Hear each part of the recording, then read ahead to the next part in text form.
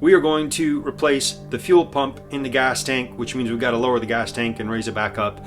And you've got to get the car up high enough to where you can fit yourself under the vehicle, fit a jack under the vehicle, lower the gas tank far enough to scoot it out underneath the car. So if I could, I would get bigger jack stands, because that would have been really helpful in this procedure if I had been able to not only to lower the tank, the gas tank, on the jack, and I use a board, a plank of wood on the jack. I would have been able to fit all that under there, lower the jack, but then roll it out on the jack.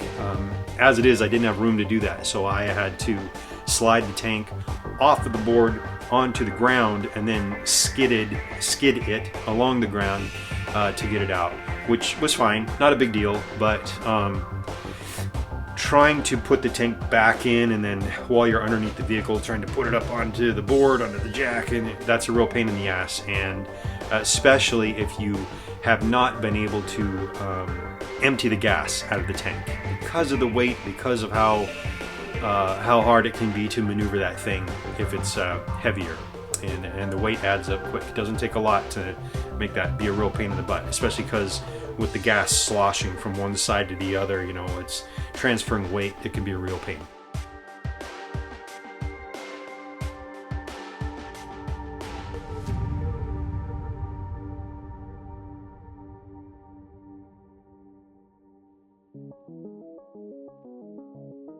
Before you get started, it is important to relieve the pressure in the fuel system. First of all, take the gas cap off. That will relieve any pressure that might be behind that cap. The procedure to actually kind of relieve it throughout the whole system is as follows. Go to your power distribution center in your engine, which has all your fuses. You want to pull the fuel pump relay, okay? And if we look at our diagram, which lays out like this, corresponds to your actual fuses, then the fuel pump relay is that one right there, as it says. So it's the second one down from the top right. That would be this one. Second one down from the top right. So you're going to pull that. Once you've pulled it, you start the car and let it run until it stalls, because it runs out of fuel. When you pull that fuel pump relay, it prevents the fuel pump from turning on and pumping gas. So you're just trying to run the gas out of the system. Once it stalls, keep trying to start it until it won't even start anymore. That way you know the gas is completely flushed. Turn the key to the off position. You don't want it on while you're still working on stuff and you haven't disconnected the battery yet, so make sure you turn your key off. And once it won't start anymore and you've turned the key off, you can put the fuel pump relay back in.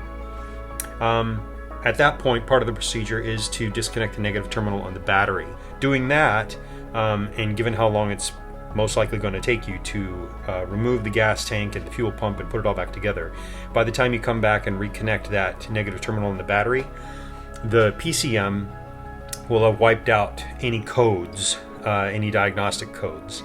That's also important because by removing the fuel pump relay, that will trip a code that normally you would need a diagnostic scanner or something to clear out, or it'd be on there for a while until you drove the car enough for it to go away.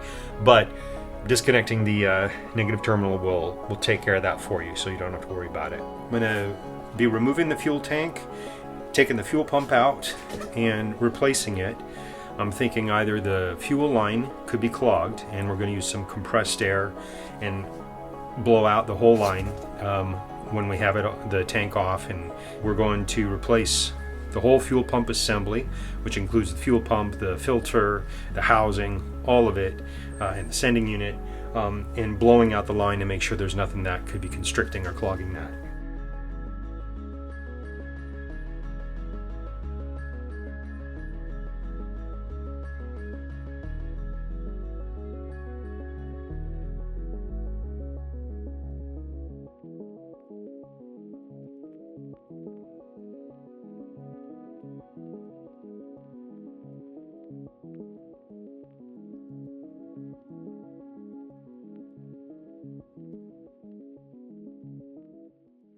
a quick note on the Quick Connect connectors. You're going to run into 3 of them doing this work. Because of the tight spaces that they're in, I didn't really get good close-up footage of what's going on. So here is like the plastic end of a hose with the Quick Connect connector.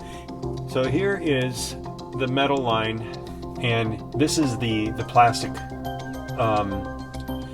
Quick Connect connector that's on the metal line. And the plastic line, when you run into these, you can see fits right over it and snaps on just like that. And those clips are in there.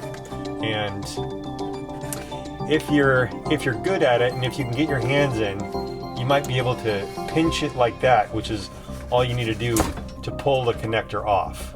You just pinch in the sides, it pinches in the clips enough and it slides off. But you'll see me using a screwdriver, and it takes quite a bit of poking around to finally get those things to release. But that's all the Quick Connectors are. There'll be 2 of them on the plastic fuel line between the fuel rail where the injectors are and where it goes back to the firewall, to the metal line that goes back to the gas tank. And that's where the 3rd one is back at the gas tank with the metal line back there. Good luck on those.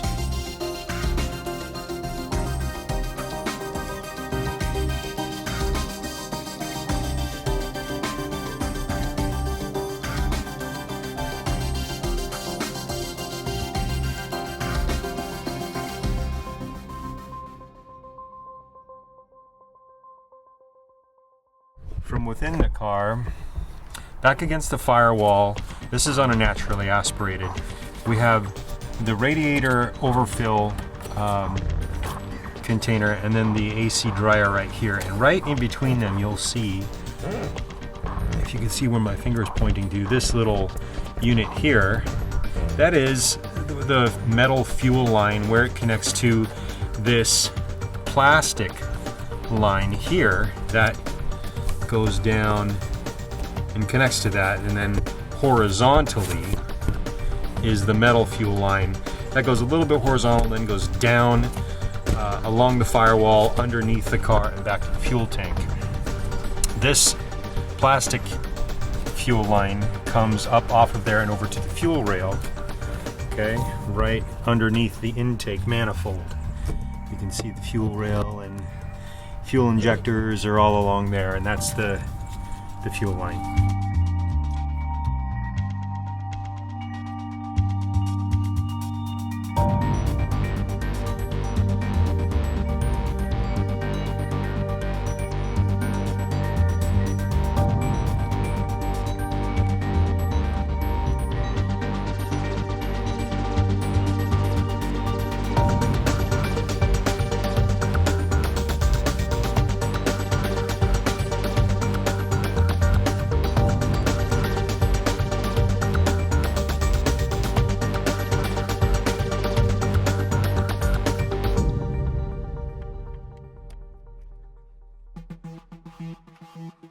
You can see all the lines that come down from the firewall in front of the engine run right along the bottom there. They're all nice and tidy together. 2 of those lines is going to be the vapor evap line that I think it goes from the tank back up to the purge solenoid, but the metal fuel line is coming down, and I think it's the one that direction, leftmost, kind of right there. There's 2 straps holding the tank on. Those are 15 millimeter.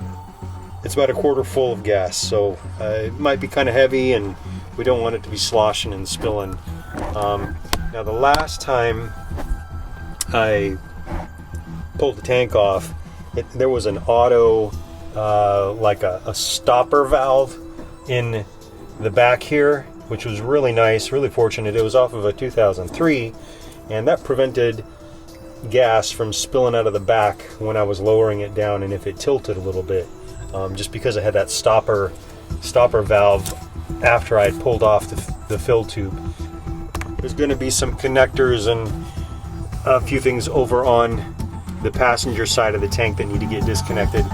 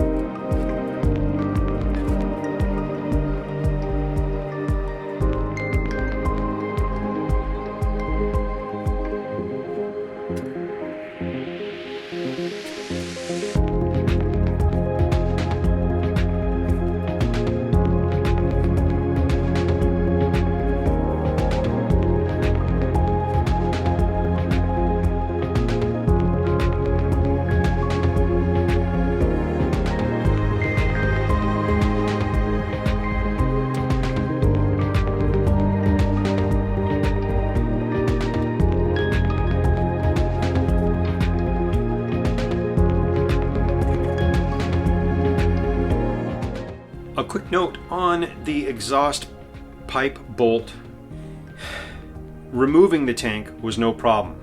Undid the straps, undid all the hoses and lines and fittings, and it came down no problem. What took me a while to figure out was that I needed to do it at an angle, so it would have been the back side of the tank if this is the rear of the vehicle. So the fuel tank needed to not just go straight up, but it kind of needed to go at a bit of an angle like this as I rose it up, because there was a bolt on the exhaust pipe that was sticking out to where if I tried to go up straight, it would run into it. So coming down, I'm sure it just kind of brushed by that bolt, no problem. But going up into that bolt, just wanted to jab right into it and prevent it from being raised. And it took me a heck of a long time to struggle with it and then finally figure out how to get it up in there. So I wanted to mention that in case you run into something similar. Just really scope out all sides of your tank as you're going up to make sure you're not running into something, or you know how to maneuver it to get by that.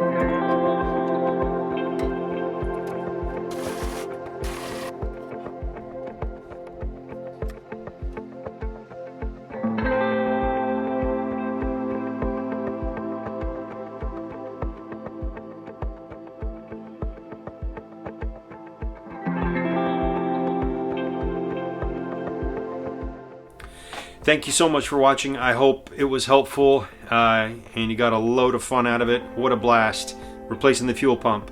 And good luck if you're doing it yourself. Wish you the best. Take care.